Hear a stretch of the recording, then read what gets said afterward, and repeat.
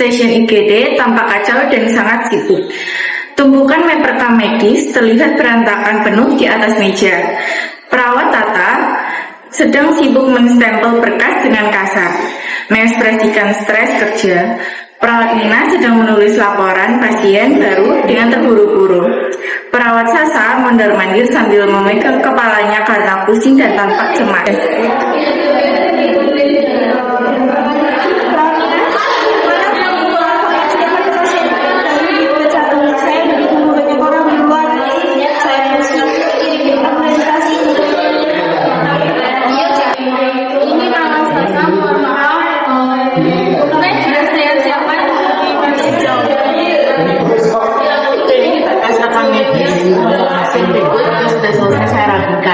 Kita semua sama-sama lelah di sini merawat Sasa.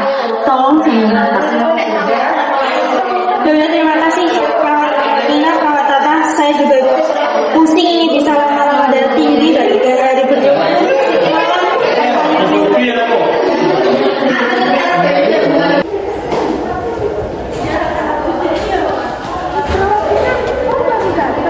Astaga, mukamu pucat sekali. Pandangan matamu kosong. Apakah kamu sakit? Kalau tidak fokus begitu akan berbahaya di keselamatan pasien, perawat Nina. Kurang tidur perawatnya. Aku cuma tidur 2 jam. Karena lembur menggantikan siswa perawat lain yang memberikan izin. Kepala saya rasanya mau pecah. Badan saya gemeter semua. Jujur saya sudah muak dengan jadwal koordinasi hari ini.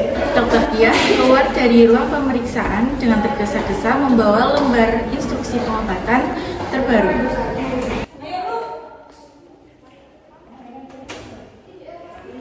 Para Vina, ini ada instruksi obat darurat. Tolong segera berikan obat lambung, Patinidin, lalu Inflavena pada pasien Pak Fajar di bed 1. Dan Vina jangan lupa siapkan obat antibiotik, kaf, Harifon, untuk infeksi berat di bed 2. Ingat ya, antibiotik di bed 2 itu pekat dan harus melalui skin test lebih dulu, jangan sampai tertukar ya. Iya dok, bed 1 obat lambung.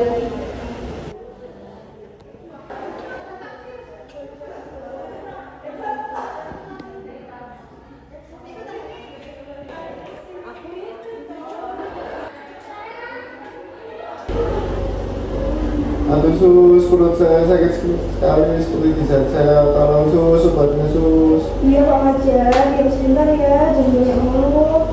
Iya. Ini sebentar lagi saya mau kasih obatnya langsung ke ibu Bapak.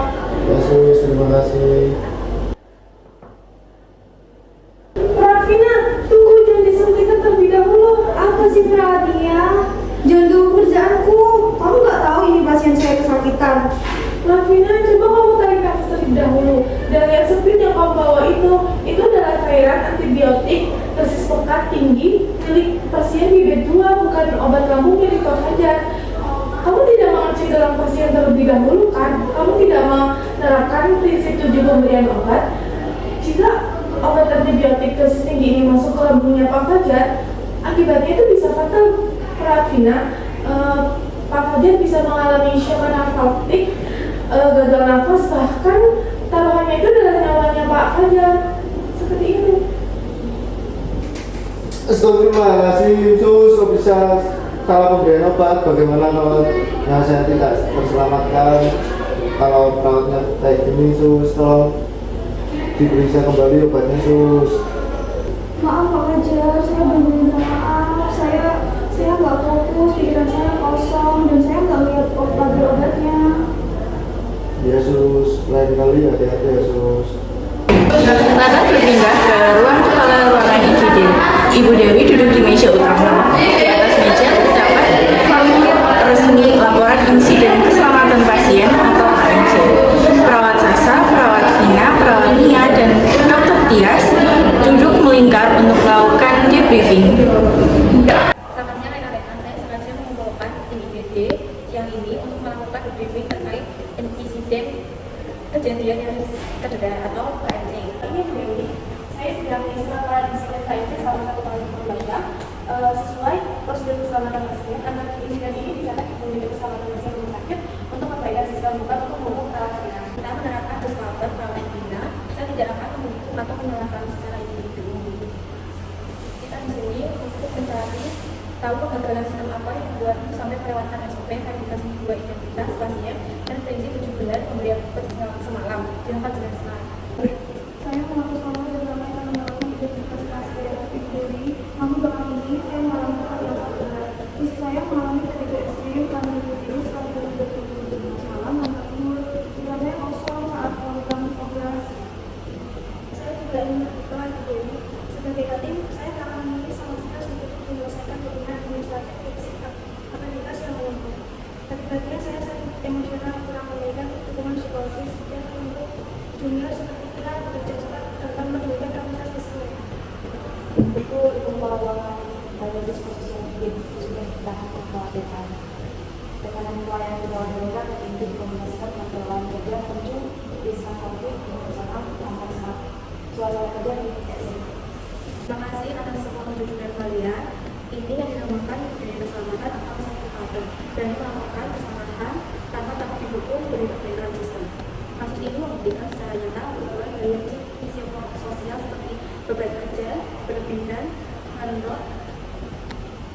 burnout, dan fatigue merupakan sekedar masalah pribadi lainnya dan sistemik yang jika diberikan akan melanjutkan. Ibu Dewi mempersilahkan Ibu Ana selaku ahli manajemen K3 rumah sakit yang diundang secara khusus untuk membawa perubahan sistematis. Karena itu, kita hadirkan Ibu Ana dari Komitmen K3 Rumah Sakit untuk memberikan apa intervensi konkret berdasarkan analisis risiko. Selamat siang rekan-rekan. Berdasarkan analisis akar masalah dan jenis model yang kami lakukan pada kasus IGD, Komitmen K3 menetapkan langkah intervensi berbasis hierarchy of control dan effective risk management yang wajib dijalankan per besok pagi. Yang pertama, pengendalian tingkat organisasi dan sistem. Poin yang pertama adalah restricting dynamic derivative management, yaitu manajemen yang membuat total jumlah benar maksimal semua 20 bagi perawat pelaksana adalah 2 kali saja dan masih diselingi waktu itu penggunaan visi minimal 24 jam sebelum masuk berikutnya. Yang kedua yaitu administratif, yaitu semua urusan input laporan administratif fisik yang akan sepenuhnya berdasarkan administrasi, yaitu perawat tata dibantu perawat magang, perawat bina, sehingga perawat pelaksana seperti bina dan yang bisa fokus 100% pada aspek klinis pasien. Yang kedua pengendalian administratif dan persupport, yaitu employee assistant program. Komite K3 menyediakan ruang konseling psikologis gratis dan screening kesehatan mental berkala setiap bulan untuk mendeteksi burnout atau gejala emosional exhaustion dan depersonalisation. Poin yang kedua yaitu budaya tanpa menyalahkan, yaitu menghentikan budaya menghakimi jika terjadi kendala kerja digantikan dengan komunikasi asertif yang saling mendukung. Yang ketiga yaitu penguatan SOP keselamatan pasien atau pasien safety.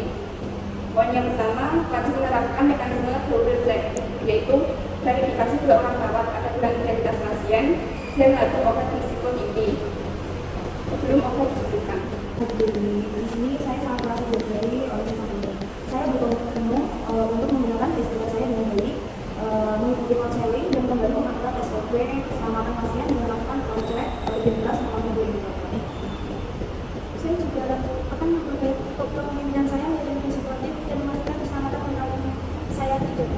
Latar bergeser ke stasiun IGD. 1 minggu kemudian, suasana tambah jauh lebih rapi, tenang, dan terorganisir. Perawat Tata dan perawat Nina sibuk mengurus semua dokumen administrasi di meja belakang. Sementara perawat Sasa, perawat Vina, dan perawatnya berdiri melingkar dengan wajah yang segar dan tersenyum untuk melakukan safety huddle sebelum operasi.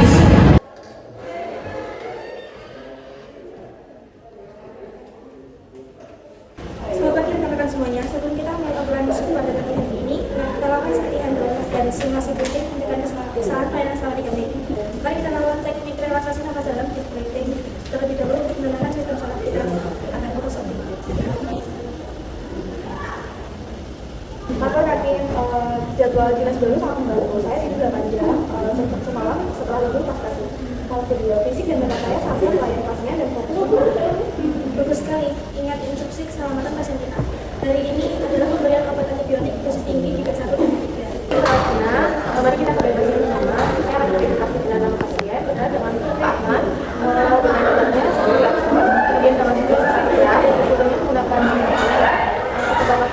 aja video pengantar. Untuk kesimpulan video role-play kami, bahaya psikososial di rumah sakit wajib dikelola secara sistematik dan komprehensif melalui integrasi manajemen K3 rumah sakit dan sasaran keselamatan pasien, penerapan manajemen resiko yang baik seperti pembatasan shift malam berturut-turut, komunikasi efektif lewat safety model, serta pembudayaan just culture.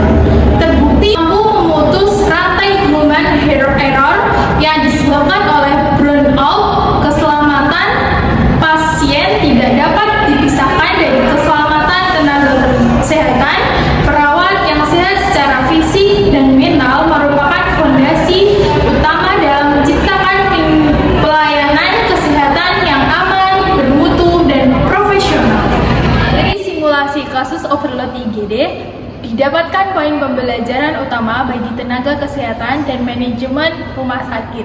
Yang pertama adalah burnout adalah hazard psikososial kerja, kejenuhan emosional, dan kelelahan fisik atau fatigue. Bukan sekedar kelemahan individu, melainkan bahaya nyata di lingkungan kerja yang diatur oleh Undang-Undang K3. Yang kedua, kesehatan tenaga kesehatan berbanding lurus dengan keselamatan pasien. Tenaga kesehatan yang mengalami defisit tidur dan stres kerja tinggi memiliki peluang human error yang besar. Menjaga kesehatan mental perawat adalah kunci utama mencegah medication error. Yang nomor 3, pentingnya pendekatan just culture. Ketika terjadi kesalahan medis seperti KNC, sistem harus fokus pada perbaikan akar masalah sistemik atau seperti kekurangan staf dan jadwal kerja buruk melalui root cause analysis, bukan mencari kambing hitam untuk dihukum. Nomor 4, penerapan hierarchy of control secara konsisten. Pengendalian risiko psikososial paling efektif dilakukan di tingkat organisasi. Rescheduling dinamis, eliminasi beban administrasi perawat, dikombinasikan dengan strategi individu, debriefing, peer support. Keselamatan pasien dimulai dari keselamatan tenaga kesehatan yang sehat secara fisik dan mental adalah fondasi utama pelayanan yang aman dan bermutu.